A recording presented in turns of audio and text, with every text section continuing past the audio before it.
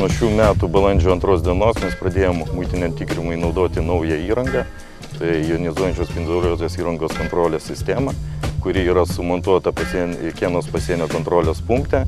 Turint tokį įrenginį, mes galim atlikti visų geležinkelių naudojant transporto priemonių tikrinimą, neiškraunant krovinių iš tų vagonų, būtent jonizuojančių spindulių šaltinių pagalba, gaunamų vaizdų, įvertinus tuos vaizdus, atlikti tų vaizdų analizę ir nustatyti teisės aktų pažeidimus, už kuriuo atsakinga yra muitinė. Pats traukinys turi važiuoti per patį įrenginį nuo 10 iki 30 km/h greičiu. Tam specialiai traukinį nereikia stabdyti, priklausomai nuo sąstato ilgio. Tai jeigu sąstatas susidaro iš kokio 60-70 vagonų, kurių vienas ilgis maždaug apie 20 metrų, tai jeigu paskaičiavus matematiškai 15 km/h greičiu važiuoja vidutiniškai, tai jau užtrunka gal minutę pusantros. Anksčiau tokį traukinį reikėdavo jau fiziškai kiekvieną vagoną apeiti, pasižiūrėti, vertinti dokumentus, užimdavo maždaug apie valandą 2.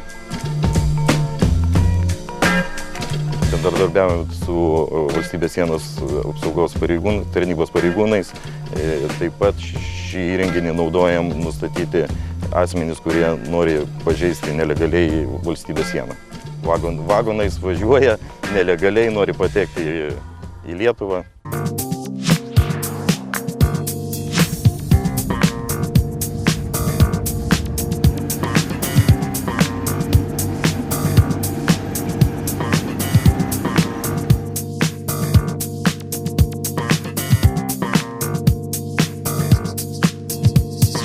Šiuo metu mes randamės jonizuojančios spinduliuotės įrangos kontrolės sistemos valdymo patalpoj. Šie monitoriai yra kaip ir stebėjimo funkcijas atlieka, ta prasme, kad būtų lengviau valdyti valdymo operatoriui situaciją, kad matytų, kada atvyksta traukinys, stebėt monitoriam pačiam, ar funkcionuoja sistemos visos, stebėti traukinio greitį. Dėmesio. Palikite pavojingą zoną, bus skenuojamas traukinys.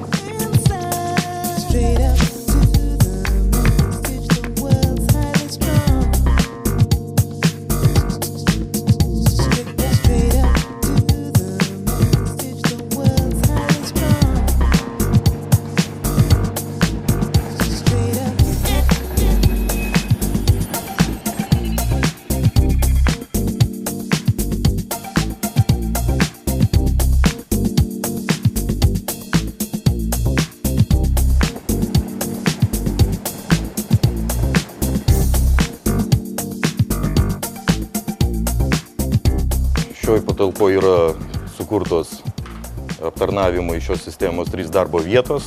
Pagrindinė darbo vieta tai yra va šita. Šioj darbo vietoje vyksta jonizuojančios spinduliuotės įrangos kontrolės sistemos atvykstančio traukinio skenavimas.